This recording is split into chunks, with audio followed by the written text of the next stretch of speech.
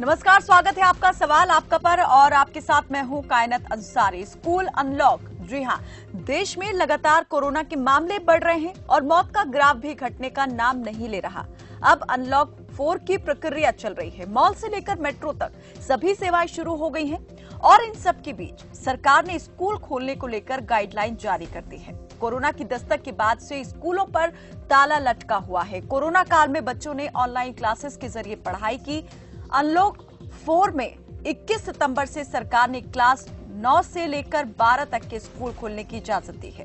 अब इसे लेकर सरकार ने गाइडलाइंस भी जारी कर दी है। सभी तरह के एहतियात बरतने की सलाह दी गई है। वहीं जब तक कोरोना का खतरा नहीं टल जाता, 1 से 8 तक की कक्षा के बच्चे ऑनलाइन ही पढ़ेंगे।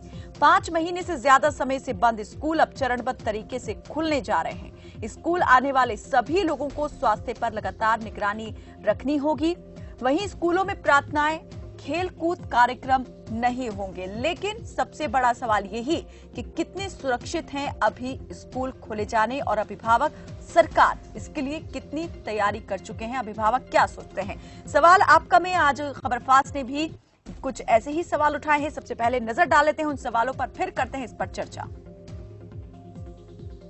तो बढ़ते संक्रमण के बीच स्कूल खोलना कितना सुरक्षित?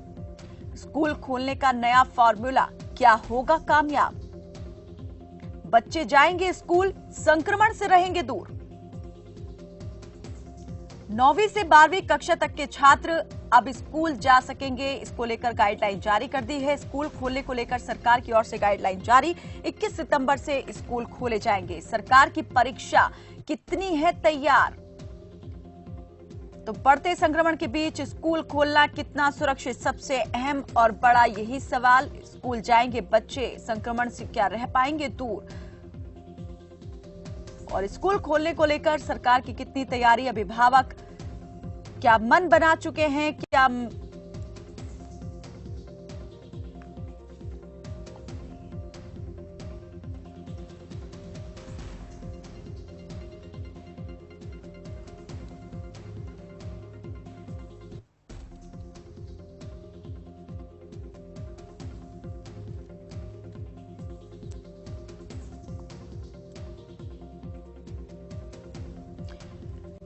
तो सवाल आपका में आज ये मुद्दा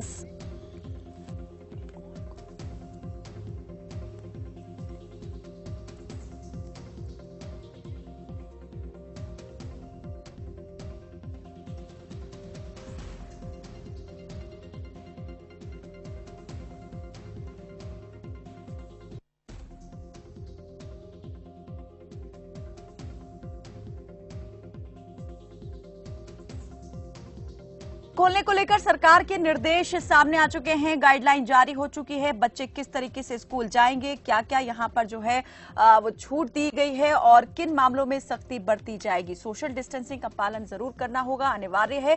साथ ही यहां पर यह भी साफ कर दिया गया है कि अगर बच्चे का घर कंटेनमेंट जोन में आता है या स्कूल कंटेनमेंट जोन में आता है तो ना तो वो स्कूल खोला जाएगा और ना ही वो बच्चा स्कूल जा पाएगा।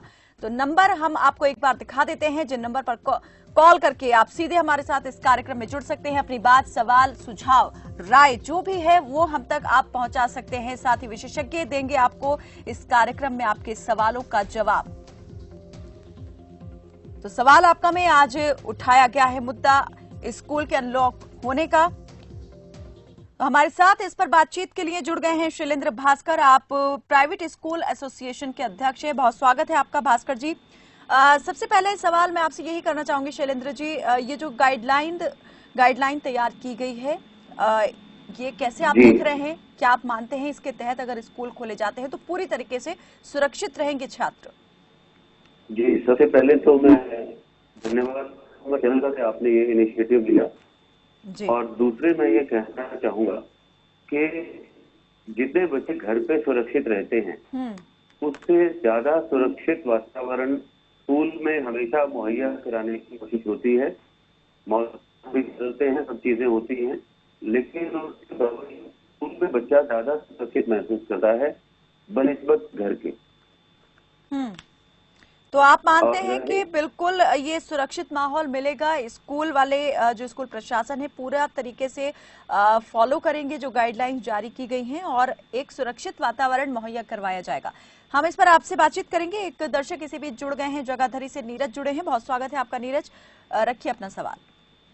मैडम, मैं आपको और भाजपा कार्यकर्ता व कांग्रेस करता सबसे पहले मैं नमस्कार करता हूँ।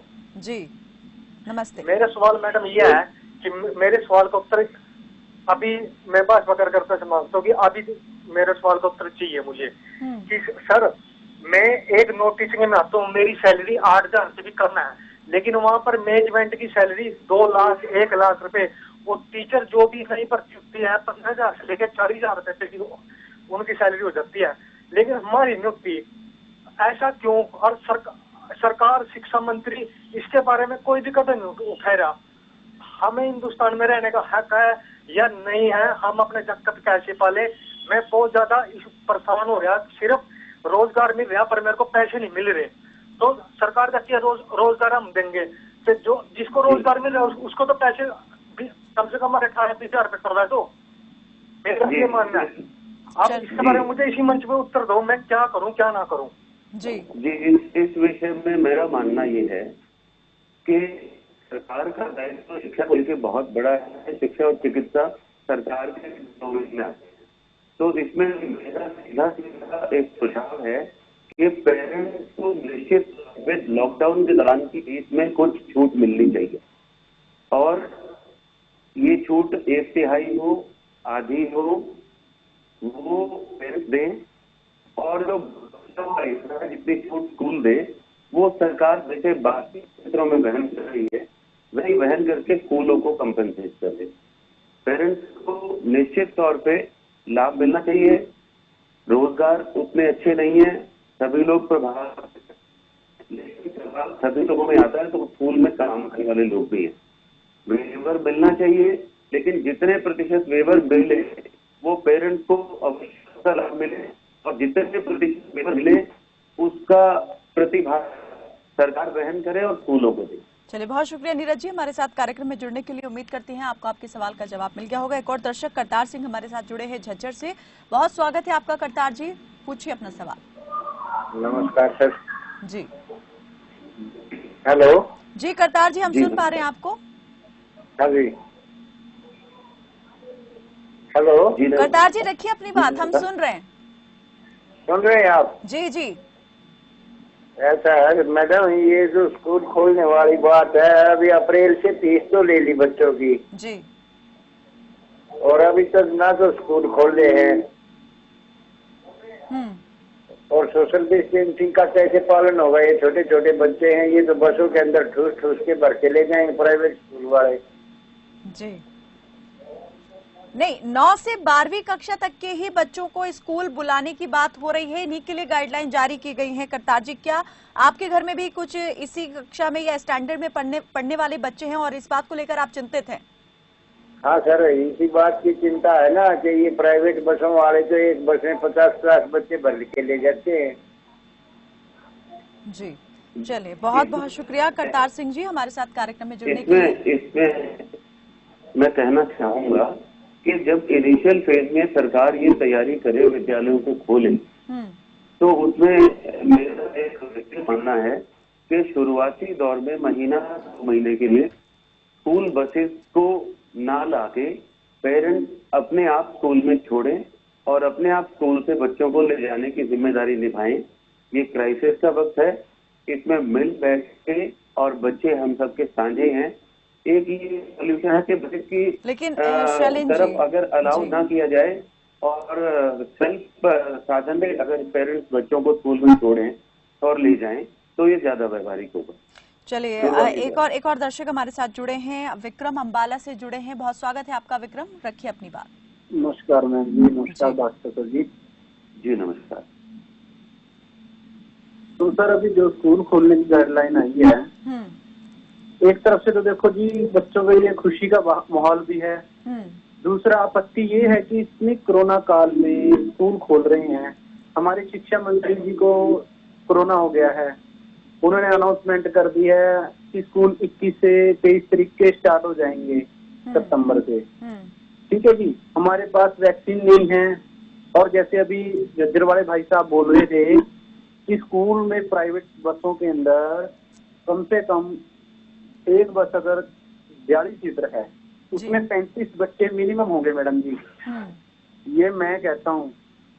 ठीक है, दूसरी बात ये है, वहाँ पे क्या सरकार खुद जाके चेक करेगी वो कमरा सैनिटाइजर है उसके अंदर नहीं है, बच्चे सोशल डिस्टेंसिंग में हैं या नहीं है? ठीक है जी। दूसरी तरफ अभी थोड़ी देर पहले मैं एक वीडियो क्लिप पाई थी फेसबुक पे मैडम जी, माफ करना मैं आपसे शेयर कर रहा हूँ।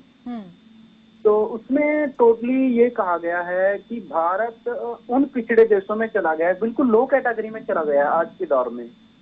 सरकार ने इतनी चीजों का निजीकरण के बाद भी हम प्रगति की ओर नहीं है जी, उन्नति की ओर नहीं है।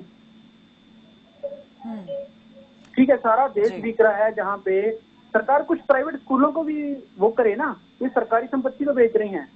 प्राइवेट स्कूलों का, प्राइवेट हॉस्पिटलों का निजीकरण करना चाहिए जी यहाँ पे। चलिए, और खुद सरकार को जिम्मेदार लें, अगर किसी के बच्चे को कुछ हो जाता है सरकार वो बच्चे रिटर्न करेगी। आपको क्या आप देखते हैं कि सामने चुनौतियां खड़ी हुई हैं, किस बात को लेकर अब चिंताएं बढ़ जाएंगी?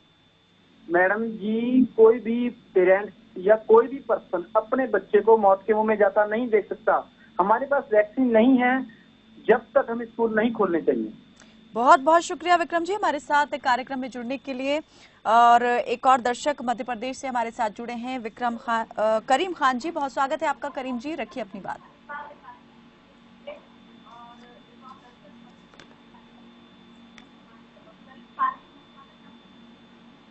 जी, जहाँ तक मैं समझता हूँ कि अभी स्कूल खोलना और बच्चों को स्कूल में बुलाना ये उचित नहीं होगा। कारण कि हमारे यहाँ अभी 42 लाख से ऊपर पेशेंट हो चुके हैं जी। और अगर स्कूल खुलेंगे तो परिवार पूरा का पूरा संकट में आ जाएगा, जो लोग बचे हुए हैं वो भी संकट में आ जाएंगे। इसका दूसरा विकल्प ये है कि 9वीं 10वीं 11वीं 12वीं के बच्चों को अगर पढ़ाना चाहते हो तो टीचर को अपना गुरु धर्म निभाना पड़ेगा। अगर इनको दिन भर सुबह से लेकर 8 बजे तक यानी कुछ टाइम के लिए सुबह से 10 तक के नए एक बच्चे रहे, यानी स्कूल पूरा खाली होना। अगर 9वीं के बच्चे आप पढ़ा रहे हो तो स्कूल पूरा खाली होना और उसको डिस्टेंसिंग का ख्याल रखते हुए पढ़ाना चाहिए। 10 से 2 बजे तक के आपने 11वीं के बच्चों को पढ़ाना चाहिए, 12वीं के बच्चों को पढ़ाना चाहिए। इसमें गुरु को गुरु धर्म निभाना पड़ेगा, तभी ये मुमकिन है। और 8वीं से नीचे बच्चे को, 8th क्लास के नीचे के बच्चों को तो टोटल ही नहीं बुलाना चाहिए, क्योंकि उनमें समझ नहीं होती। जी जी, बहुत बहुत शुक्रिया करीम खान जी हमारे साथ कार्यक्रम में जुड़ने के लिए। जी शैलेंद्र जी, मैं यहाँ कहना चाहूंगा, पहली बात तो पैनिक की आवश्यकता नहीं है। अभी इससे पहले जो दर्शक थे कि हमारा देश का जो सिस्टम है, सदियों से हमारे जीन्स में जो रोग प्रतिरोधक क्षमता है, हमारे देश में लोग नहीं खाते, हमारे देश में लोग घर का घी,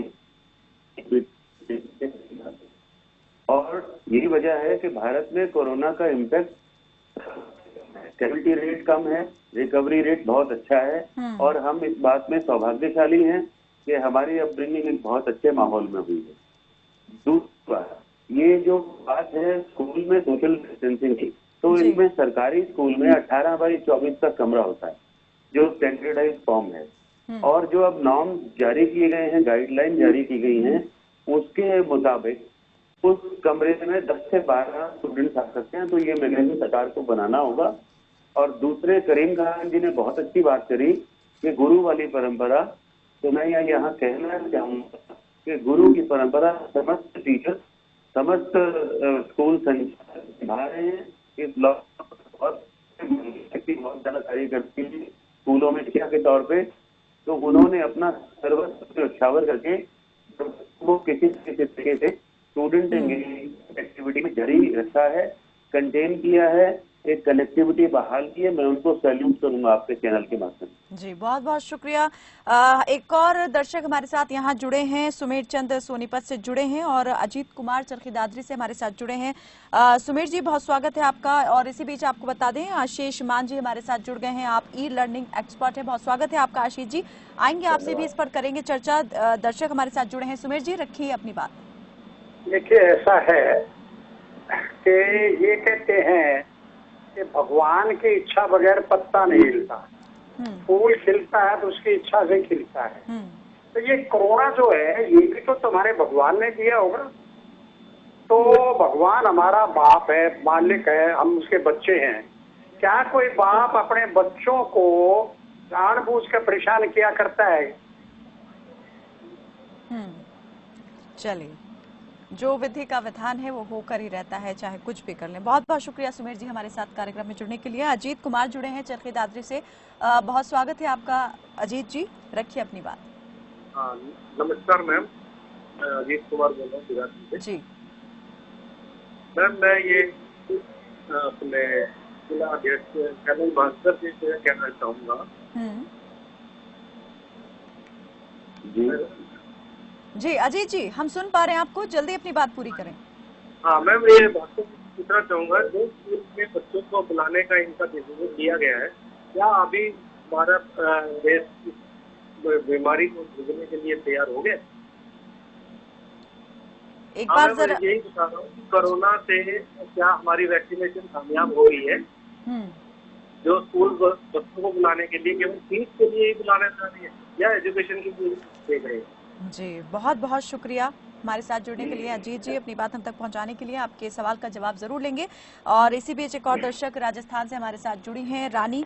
रानी, बहुत स्वागत है आपका। बताएं राजस्थान में कहां से आप बात कर रहे हैं और क्या सवाल है? हम बाड़मेर से बात कर रहे हैं। जी बाड़मेर से। जी जी, रखिए अपनी बात। ये कहना चाहती हूँ कि 10वीं में जो हमारा टेस्ट नहीं हुए उसके ना नंबर कैसे जुड़ेंगे? उसके नंबर कैसे जुड़ेंगे? कैसे जुड़ेंगे? आपका नतीजा तो आ गया होगा रानी। नहीं, अभी हमें ना 10th में आया है और है ना जो अभी 10वीं की परीक्षा होगी या नहीं होगी? अच्छा, इस साल परीक्षाएं होंगी या नहीं होंगी, आप ये जानना चाह रही हैं? चलिए, बहुत बहुत शुक्रिया रानी हमारे साथ कार्यक्रम में जुड़ने के लिए। आशीष मान जी हमारे साथ बहुत देर से जुड़े हैं, तो चाहूंगी सबसे पहले उन्हीं से बात कर लें। आशीष मान जी, पहले तो दर्शकों की बात भी आपने सुनी, यहाँ पर उनकी चिंताएं हैं, आशंकाएं हैं। क्या लगता है, क्या ये सभी जायज हैं या जो गाइडलाइन सरकार की तरफ से जिस तरीके से जारी की गई है उसके तहत चिंता करने की कोई बात नहीं है, या दूसरे कोई और विकल्प भी हो सकते हैं? देखिए, इसमें दोनों ही पक्ष अपनी अपनी जगह पे सही हैं। अभिभावक के तौर पे सोचूं तो सही बात है, डर है। अभी कोरोना का कोई मुकम्मल इलाज हुआ नहीं है। और एक बात चल रही है जो मैं सुनता हूँ, हर्ड कम्युनिटी, उससे लोग रिकवरी रेट हाई हो रहा है। लेकिन उस रेट पे बच्चों को रखा जाए ना रखा जाए, अगर पेरेंट्स की तरह सोचूं, मेरा वो बेटा हो या बेटी हो, तो सही में मैं भी डरूंगा। दूसरा ये भी है कि हाँ, कब तक वेट किया जाए, कब तक स्कूल ना खोले जाए। लेकिन मेरा ये कहना है कि मतलब हो सकता है मैं गलत हूँ, लेकिन मुझे ये लगता है कि हर्ड कम्युनिटी अगर बढ़ भी रही है, ICMR और ये सारे लोग चर्चा कर रहे हैं, और अगर थोड़ा सा हम लोग उस रिकवरी की ओर बढ़ भी रहे हैं तो थोड़ा वेट कर लेना चाहिए। सितंबर में हो सकता है कि अक्टूबर में हालात कुछ और बदलें। और कोरोना का जितना आप अध्ययन करिए, 5-8 महीने जब से चल रहा है, तो इसमें कभी बढ़ता है, कभी एकदम से सडन चेंज आते हैं, तो इसका ग्राफ ऊपर नीचे ही हो रहा है। मतलब ये कोई कंसिस्टेंट ना तो पीछे जाता है ना आगे जाता है। लेकिन कोरोना के बढ़ते मामलों के अगर फहरिस्त में देखें तो ब्राजील को भी पीछे छोड़ दिया है भारत ने, दूसरे नंबर पर भारत अब आ गया है। तो ऐसे में चिंता करना यहाँ पर लाजमी है। चलिए, एक और दर्शक जुड़े हैं इसी बीच, संगरूर से सुखचैन सिंह हमारे साथ जुड़े हैं, बहुत स्वागत है आपका। सुखचैन जी, रखिए अपनी बात।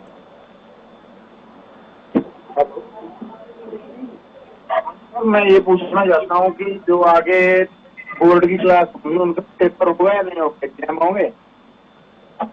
बोर्ड की परीक्षाएं होंगी या नहीं होंगी इस साल होने वाली, ये जानना चाहते हैं आप? हाँ जी, हाँ। चलिए, बहुत शुक्रिया हमारे साथ कार्यक्रम में जुड़ने के लिए। और एक और दर्शक RC शर्मा हमारे साथ जुड़े हैं, बहुत स्वागत है आपका शर्मा जी। बताएं कहां से बात कर रहे हैं और क्या सवाल है? मैं सालका से बोल रहा हूँ जी। एजुकेशन इंस्टीट्यूट ही चलाता हूँ जी। हरियाणा ओपन स्कूल है हरियाणा में, बच्चे ओपन स्कूल में रिजल्ट भी 16% आता है। और जो फीस है, पहले ये बुक साथ देते थे बच्चों को, वो फीस जब ज्यादा थी पर वो फीस अभी भी उतनी है और आप हैरान होंगे, अब लेट फीस 1000 कर दी है।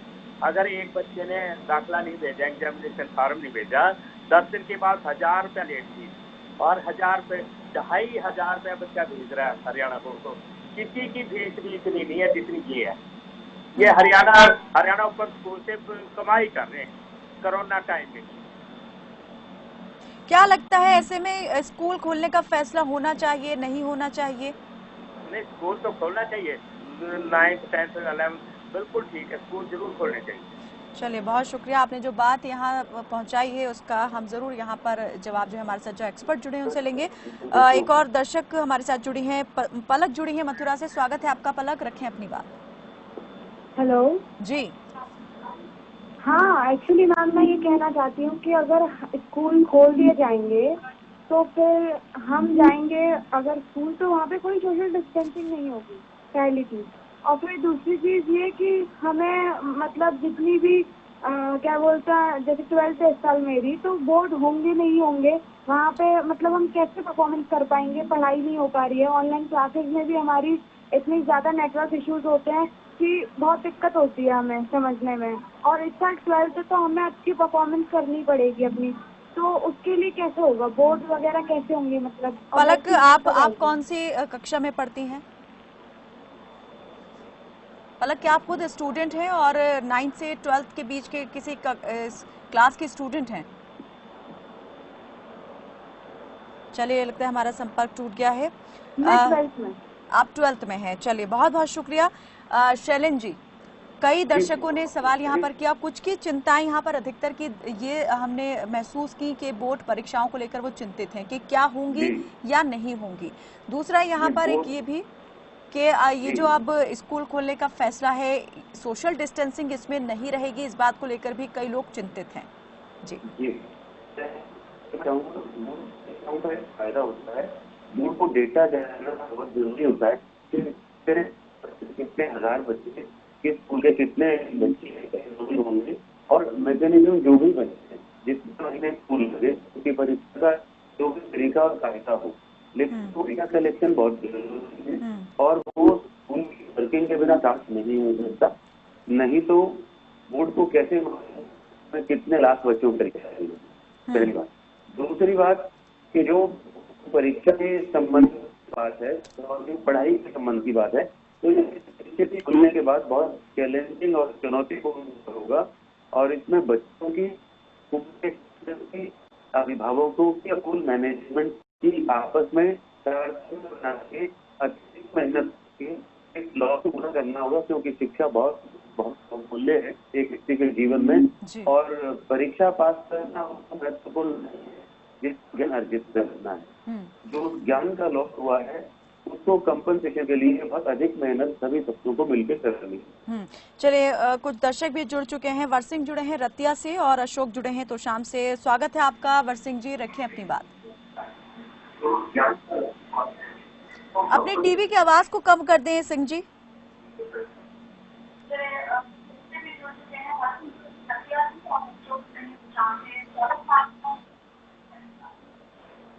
हेलो जी, अपनी टीवी की आवाज को कम करें और जल्दी से अपनी बात रखें। हाँ जी मैम, नमस्कार जी। जी नमस्ते मैम, जो अभी सीबीएसई बोर्ड ने 30% सिलेबस कम किया है, जो 70% सिलेबस रह चुका है, क्या जब स्कूल खोलेंगे क्या स्कूल वाले इसको पूरा करवा पाएंगे? जी चलिए, बहुत शुक्रिया हमारे साथ कार्यक्रम में जुड़ने के लिए। अशोक जुड़े हैं तो शाम से। अशोक जी, जल्दी से अपनी बात रखें। ऐसा है जी मैडम जी, जब वैक्सीन की ट्रायल शुरू हो रहे हैं तो हमें कोई अभी तक ये नहीं कि हमारी दवाई है हमारे पास, तो अगर कोई गड़बड़ हो जाए तो उसका क्या इलाज होगा? तो दवाई के बगैर ये खोलना वैसे तो अच्छा नहीं है, लेकिन पढ़ाई भी बहुत जरूरी है। लेकिन ये दवाई जब नहीं होगी तो हम क्या करेंगे? अगर कल कोई घटना घट जाती है तो उसके लिए भी तैयारी होनी चाहिए हमारी। जी बहुत बहुत शुक्रिया हमारे साथ जुड़ने के लिए। आशीष जी, आपने दर्शकों की बात को यहाँ पर सुना।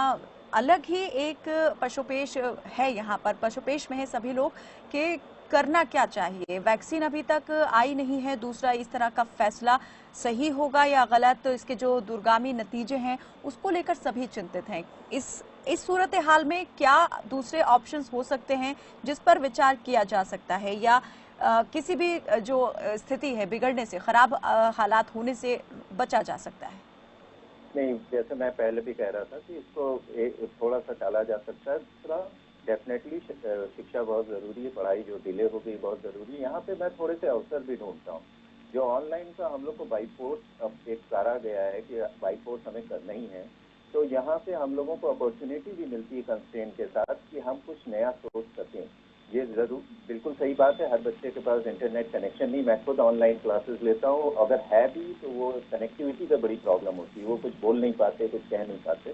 तो ऐसे समय में 1 महीने अगर डिले करते हैं उसमें कोई प्रॉब्लम नहीं होगा। और दूसरा, हम लोगों को अब तक काफी कुछ सोच लेना चाहिए था कि हम लोग इसके नए नए और क्या सोल्यूशन ढूंढ सकते हैं। कंट्री को इस पर देरी कर दी गई, नहीं उसके बारे में सोचा गया। केवल ये अभी तक भी हम किसी नतीजे पर नहीं पहुंच पाए हैं कि सुरक्षित तरीके से आगे बढ़ा जा सके। कुलदीप चौहान हमारे साथ एक दर्शक जुड़े हैं मानसा से, बहुत स्वागत है आपका कुलदीप जी, रखें अपनी बात। नमस्कार मैम जी। कुलदीप जी, हम सुन पा रहे हैं आपको जी, जल्दी अपनी बात रखें। नमस्कार जी मैम, मैं ये पूछना चाहता हूँ कि स्कूल और कॉलेज कब तक और कब तक खुलेंगे मैम, और ये इसके जो एग्जाम होंगे या नहीं अपने बोर्ड वाले? स्कूल की तो गाइडलाइन आ गई है, 9 से 12वीं तक के बच्चे जो हैं 21 सितंबर से अब स्कूल जा सकेंगे, इसको लेकर गाइडलाइन जारी कर दी गई है। और कॉलेजेस के बारे में भी यही कुछ फैसला जो है वो हो सकता है। बहुत शुक्रिया हमारे साथ जुड़ने के लिए जी। शैलेंद्र जी, जल्दी से बताएं जरा कि ये जो सारा प्रोसेस चल रहा है आगे, इसके क्या हमें गुड इफेक्ट्स और साइड इफेक्ट्स देखने को मिलेंगे? मैं कहना चाहूंगा कि सरकार की जिम्मेदारी प्राइमरी है, और जैसा सरकारी स्कूलों में सैनिटाइजेशन और इसके लिए मुहैया कराई जाए, उसी तरह से सभी प्राइवेट स्कूलों को भी सरकार अपने ये सारी सैनिटाइजिंग और इसका मटीरियल और सारी सुविधा उपलब्ध कराए। ये प्राइवेट स्कूलों पर मत डाले, वो पहले ही क्योंकि जो दौर आया वो आजकल तो बहुत पिछड़ चुके हैं और उनमें काम करने वाले लोग भी बहुत चैलेंजिंग सिचुएशन में काम कर रहे हैं।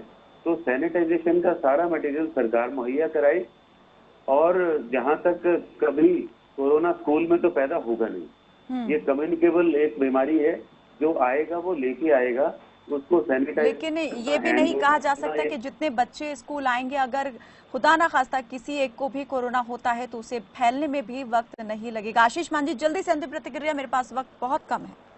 हाँ जी, तो नहीं बिल्कुल सॉरी, इससे मुझसे पूछा आपने? जी जी। मैं बस यही कह रहा हूँ कि इसको अब जो है स्कूल तो खोलना ही है, इसको थोड़ा सा टाल दिया जाए, जिससे कि मेरा तो ये पक्ष है कि कुछ दिनों में वैसे भी सरकार कह रही है कि पेरेंट्स के ऊपर है, कितने पेरेंट्स इसमें हामी भरेंगे कितने नहीं भरेंगे, ये सरकार ने पेरेंट्स पे छोड़ दिया है। तो अभी देखना आगे क्या होता है। मुझे तो बिल्कुल, एक यहाँ सरकार ने ये भी क्लॉज रख दिया है कहीं ना कहीं कि आना भी स्कूल इतना कंपलसरी नहीं होगा, किसी तरह की कोई तंबी यहाँ पर नहीं की जाएगी। बहुत बहुत शुक्रिया आप दोनों ही मेहमानों का हमारे साथ इस चर्चा में जुड़ने के लिए। तो 21 सितंबर से सरकार ने गाइडलाइन जारी कर दी है कि 9वीं से 12वीं कक्षा तक के छात्र स्कूल जा सकेंगे। स्कूल अब अनलॉक हो जाएगा, लेकिन सरकार के इस फैसले को लेकर सवाल भी उठ रहे हैं और आशंकाएं भी यहां पर अभिभावकों के मन में है कि आखिर स्कूलों में सोशल डिस्टेंसिंग का पालन किस तरीके से किया जाएगा, और अगर यहां पर एक सीमित दायरे में रहते हुए भी लोग कोरोना की चपेट में आ रहे हैं तो क्या स्कूल उतना सुरक्षित हो पाएगा? फिलहाल के लिए मेरे साथ बस इतना ही। आप देखते रहें खबर फास्ट। नमस्कार।